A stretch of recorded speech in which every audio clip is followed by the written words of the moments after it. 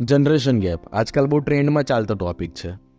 બે યાર, તમારા જમાનાના લોકોને છે બધું ખબર ન પડે, એ બધું અમારા જમાનાવાળું અલગ ચાલતું હોય છે. પણ જનરેશન ગેપમાં પણ બોન્ડ કેવી રીતે સારું રહી શકે? એક સરસ મજાનું એક્ઝામ્પલ જોવું હોય ને તો નાની 3-4 વર્ષની બાળકી હોય અને એના દાદા હોય 70-80 વર્ષના, અને તમે જુઓ બહુ સરસ મજાનું બોન્ડ હોય એ બંને વચ્ચેનું કનેક્શન ખૂબ અલગ જ હોય છે. આવું સમાજમાં જોવા મળતું હોય છે કે પેલો નાના જે બાળકો હોય 5 વર્ષની અંદરના, એમનું બોન્ડ અને એના દાદા દાદીનું વચ્ચેનું જે બોન્ડ છે એ બહુ જ મસ્ત હોય છે. એટલે ખરેખર એ તો બહુ મોટી ગેપ છે જનરેશન વચ્ચે. એટલે એમાં છે ને ભાવનાત્મક ટચ છે. એટલે બહુ વધારે પડતું મગજ દોડાવવા કરતાં કે તમને ખબર ન પડે એના કરતાં બેટર છે કે એમને સમજીએ, એમના વિચારોને સાઈડમાં મૂકીને એમની ભાવનાઓ લાગણીઓને સમજીએ, તો બોન્ડ છે ને ખૂબ મસ્ત થાય ને એવું છે.